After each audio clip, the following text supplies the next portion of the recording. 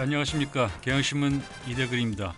오늘은 문재인, 안철수 두 사람의 갈등을 다루도록 하겠습니다. 두 사람은 왜 싸웠는지 분석해보고 이 싸움이 결말이 어떻게 될지 전망을 해보도록 하겠습니다. 두 사람의 갈등을 낳은 요인을 두 가지로 접근해서 볼 수가 있습니다. 하나는 당 조직적 차원이고요. 다른 하나는 두 사람의 개인적 차원으로 이렇게 볼 수가 있습니다. 먼저 문안 두 사람의 갈등을 당 조직적 관점에서 왜 발생했는지를 보도록 하겠습니다.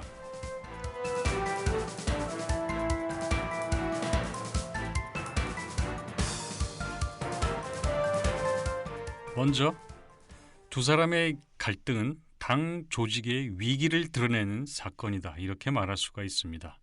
노무현 정권이 끝나고 이명박 정권이 들어설 때 야당이 된 민주당을 사실은 그때 철저히 재건해야 했습니다.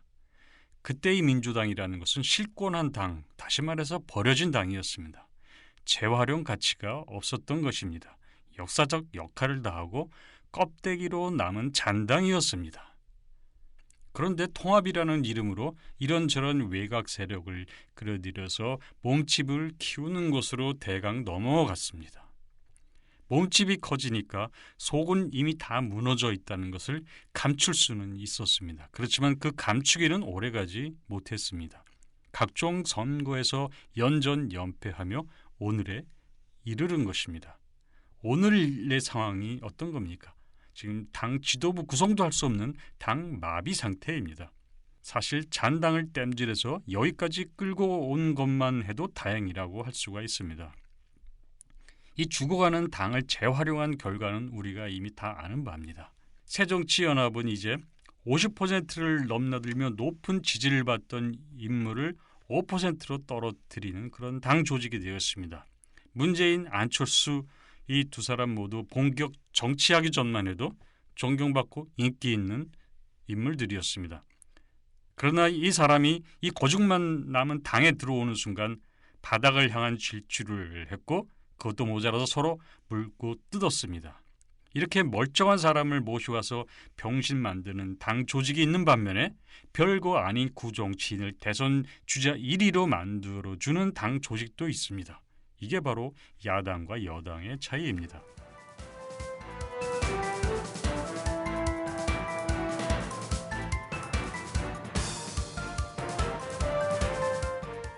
두 사람의 갈등은 또한 야당 리더십의 한계를 보여주는 사건입니다. 정치 경험이 없는 두 초선 의원이 대선 유력 주자로 나서고 있다는 사실 자체가 이미 야당의 한계, 나아가서 한국 정치의 한계를 드러내주는 것입니다.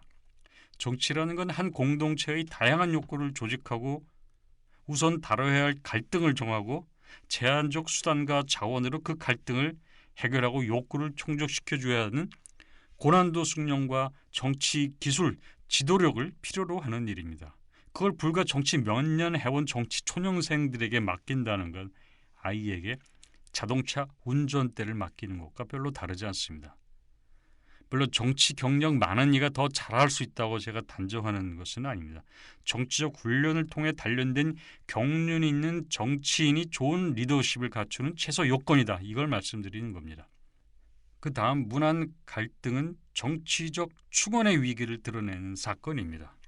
야당은 벤처캐피탈을 닮았습니다. 정권을 꿈꾸는 정당이 당의 최고 지도자, 혹시 이 나라 전체를 이끌게 될지도 모를 지도자를 고르는데 그때그때 사정에 따라서 유명 인사를 영입해서 때운다는 발상 자체가 원래 무모한 것입니다.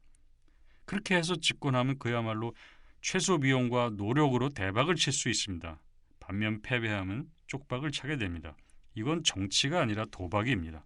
도박의 특징은 예측 불가합니다. 야당은 지금 한치 앞을 모르는 도박 정치를 하고 있습니다. 벼랑에 떨어질 각오를 하고 권력을 추구하는 위험천만한 야당이 아닐 수가 없습니다. 이건 모두 야당의 당 간부, 정치 엘리트, 정치 지도자를 키우는 체제가 전혀 없기 때문에 나타나는 현상이라고 할 수가 있습니다.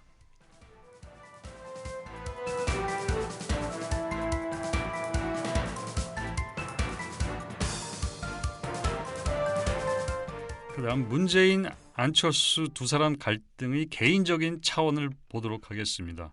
먼저 순수성의 정치입니다.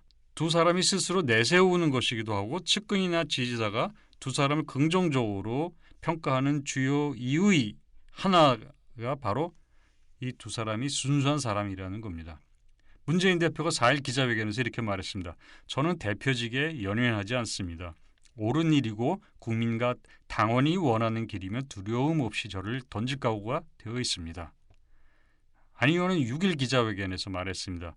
저 안철수의 미래나 문재인의 미래는 중요하지 않습니다. 야당을 바꾸고 정치를 바꾸고 정권을 바꾸고 국민의 삶을 바꿀 수 있다면 저는 저에게 주어진 소명을 다하는 것입니다.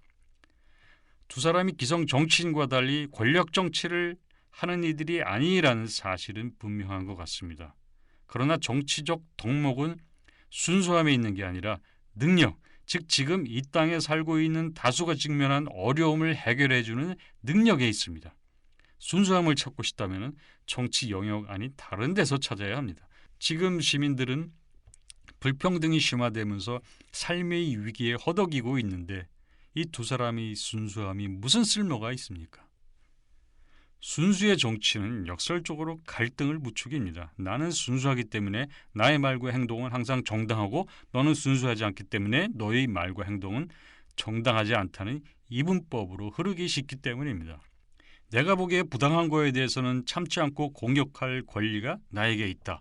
왜냐? 나는 다른 의도를 갖고 있지 않은 순수한 사람이기 때문이다. 이런 논리입니다. 문 대표가 자신과 이견이 있는 인물을 도덕적으로 강하게 비판하고 순수한 의도를 갖고 있지 않다고 여기는 세력에 대해서 벌컥 화를 내면서 공격하는 것도 바로 이런 내재적인 논리 때문입니다. 이런 점에서는 안 의원이라고 하나도 다르지 않습니다. 이렇게 순수 대 순수가 부딪히면 어떤 일이 일어나는지 우리는 지금 목격하고 있는 것입니다. 두 사람 모두 혁신한다는 같은 목적에도 불구하고 방법을 두고 양보 없는 사생 결단을 하는 것은 바로 이 때문입니다. 두 사람은 문제 해결 능력을 두고 경쟁하는 것이 아니라 누가 더 순수한지 경쟁하고 있는 것이고 따라서 당이 깨지든 말든 나의 순수함이 빛나기만 하면 그만인 것입니다. 두 사람 갈등의 또 다른 개인적인 요인은 정치 경륜이 두 사람들에게 부족하기 때문에 낳은 것이라는 겁니다. 안 의원은 기자회견에서 말했습니다. 때로는 조롱과 모욕의 대상이 되기도 했다. 이렇게 말을 했습니다. 이것은 문안 두 사람 갈등에는 감정적 요소가 많이 작용했다는 의미입니다. 총선 승리와 집권 비전이라는 큰 그림을 두고 협력과 갈등을 했다기보다는 경선 규칙이나 혁신 방법 등 상대적으로 작은 문제를 두고 서로 감정을 건드리면서 핑퐁 게임을 해왔던 겁니다. 아니 같은 당내 인사들이 서로 만나서 대화하면 될 것을 서로 다른 시간에 다른 장소에서 기자회견을 열어서 상대의 크고 작은 차이를 두고 시시콜콜 따지며 싸우느라고 타협의 여지를 줄여버렸습니다. 그런 태도가 자신들의 위상에도 치명상을 주고 있다는 사실도 잊은 채 상대의 비본질적인 허점을 공격하는 데 열을 올리는 건 이 두 사람의 경륜 부족 말고는 설명할 길이 없습니다.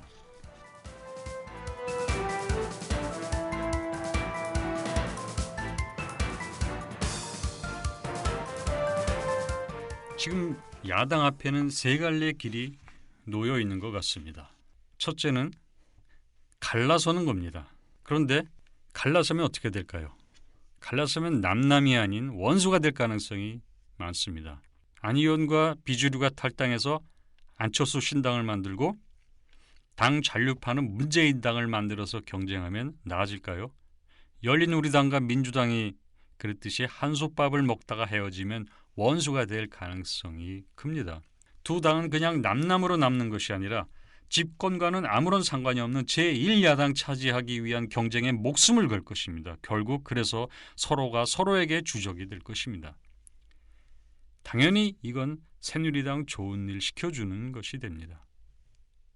비주류는 친노가 아니라는 것뿐이지 단일한 정체성이 없습니다. 비주류가 따로 당을 만들면 이 비주류들을 서로 묶어주는 공동의 적이 사라지면서 내부에서 또 내분이 생길 가능성이 있습니다. 더구나 안 의원과 비주류는 반문재인으로 일시 뭉쳤지만 반문재인이라는 공통의 목표가 사라지면 그들 간의 이질성이 드러날 수밖에 없고, 그래서 안철수 당 안에서 또 다른 대립이 나타날 수가 있습니다. 게다가 천정배 신당에 또 있습니다. 그럼 이 천정배 신당과 안철수 신당이 통합할지 말지를 두고 갑론을박을 하면서 분열할 수가 있습니다. 천정배 신당과 합친다 해도 합쳐진 당이 잘 지낼지도 알 수 없습니다. 야당판이 문재인당, 안철수당, 천정배당 이렇게 야 3당 체제가 된다면 이건 한마디로 불안정 체제라고 할 수가 있습니다. 이거는 이합 집산을 하는 체제라는 뜻입니다. 이렇게 길 잃은 야당의 방황은 끝없이 계속이 될 가능성이 많습니다. 자, 다른 시나리오로 해쳐 모여하는 방법은 어떨까요? 새정치민주연합이 생명이 다했다는 것을 인정하고 깨끗하게 해산하는 겁니다. 말하자면 자폭하는 겁니다. 그런 다음에 새로 집을 짓고 모두 아무런 기득권 없이 일정한 비전 아래에서 각자 개인 자격으로 참여하는 겁니다. 이거는 지긋지긋한 과거와 단절한다는 점에서는 좋은 방법입니다. 그러나 실현되기는 어려운 방법입니다. 누구도 제1야당의 기득권을 내놓으려 하지 않을 것이기 때문입니다. 원래 야당은 한 치 앞도 내다보지 않는 세력입니다. 이게 바로 새정치민주연합이 황골탈퇴를 못하는 주요 이유의 하나입니다.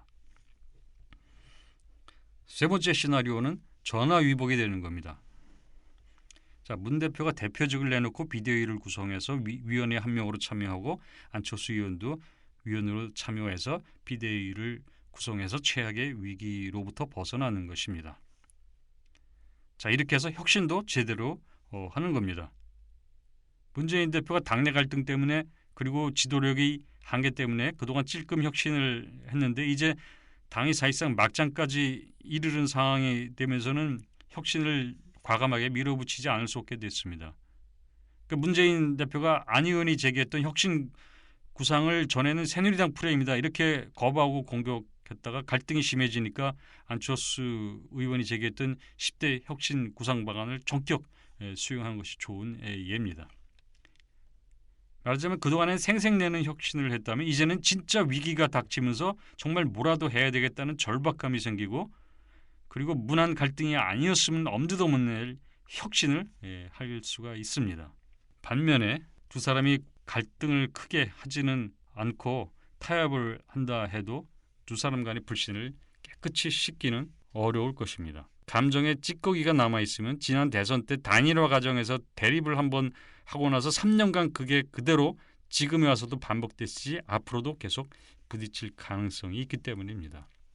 자, 문재인, 안철수 두 사람은 이제 어떤 길을 가게 될까요?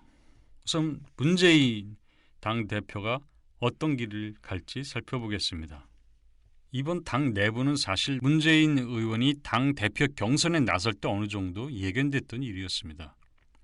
문 대표가 대표 경선에 나선다고 했을 때 과연 이렇게 지리멸렬하고 계파 갈등에 휩싸인 당을 초선급 지도력을 가진 특정 계파 수장이 잘 이끌어갈 수 있을까, 이런 의구심이 당시에 많았습니다. 예상대로 문 대표는 안 의원 비주류와 대립하면서 타협의 기술을 전혀 구사하지 못하고 있습니다. 대신 공천을 노렸다느니 하면서 상대를 부정하는 자극적인 발언으로 상황을 악화시켰습니다. 문 대표는 꺾을 때 꺾이더라도 가야 할 길은 가겠다 이렇게 말을 했지만 문 대표 홀로 당을 이끌어갈 역량이 없다는 사실이 이제 분명해졌습니다. 문재인 대표의 능력의 한계 때문뿐만 아니라 당내 사정이 이미 그렇게 되기 어렵게 된 겁니다. 지금 상황은 문 대표가 굶주린 호랑이 앞에 서 있는 형국입니다. 떡 하나 주는 것으로 해결할 수가 없는 겁니다. 당내에서 대표 사퇴 요구가 나왔을 때 신임 투표를 들고 나와서 해결하려고 했습니다. 그런데 결국 신임 투표는 당 주민들이 만류를 해서 그냥 재신임 받는 걸로 해서 넘어갔습니다. 자, 이렇게 해서 재신임 받은 줄 알았더니 다시 사퇴 요구가 나오게 되면서 이 지경에 이른 겁니다. 이게 말해주는 거는 문재인 대표 혼자 당대표로서 당을 이끌어갈 수 있는 상황이 아니라는 겁니다. 문 대표가 굶주린 호랑이 대 떡장수의 구도를 탈피해야 하는 겁니다. 이걸 탈피하려면 방법은 호랑이와 맞서거나 호랑이 등에 올라타야 하는 겁니다. 그런데 아쉽게도 문 대표는 그럴 역량을 갖추지는 못한 것 같습니다. 자, 그렇다면 문 대표는 이제 전혀 다른 방법, 전혀 다른 접근법, 새로운 상상력으로 이 당 위기를 풀어가야 합니다. 안철수의 길은 어떤 걸까요? 안 의원이 문 대표와 정면 충돌했지만 적어도 두 사람이 대결이라는 문제로 국한했을 경우에 문재인 승리, 안철수 패배 이렇게 규정할 수가 있습니다. 정치 현실로도 패했고 내용상으로도 안 의원이 졌습니다. 따라서 자연스러운 다음 행동은 탈당이나 정계 은퇴입니다. 그렇게 된다면 안 의원에게 또 다른 패배로 남게 될 것입니다. 그런데 과연 안 의원이 이런 준비를 하고 결투를 벌였는지 그것도 의심스러운 상황입니다.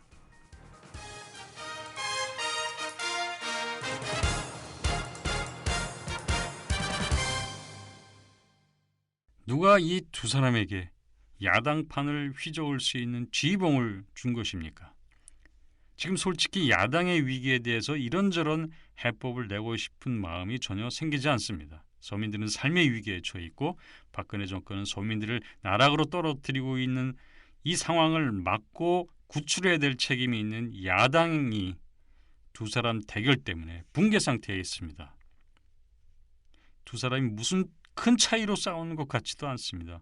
다 모두 혁신하자고 하는데 결과는 반혁신입니다. 문재인, 안철수 두 사람은 불과 몇 년 전에 야당, 나아가서 한국 정치의 희망이었습니다. 그들이 함께하면 정권도 잡을 기세였습니다. 한국 정치를 확 바꿀 기세였습니다. 그런데 지금 이 두 사람은 함께하면 할수록 환멸만 키우고 있습니다. 벼랑 끝에서 죽자 사자하는 두 사람의 모습을 보고 있으면 누가 저 두 사람에게 지휘봉을 쥐어줬는지 정말 따지고 싶어집니다. 두 사람이 하는 정치는 야당 지지자 나아가서 시민을 고문하는 정치입니다. 누가 이런 정치를 이 두 사람에게 허락했는지 묻고 싶습니다. 이대근이었습니다.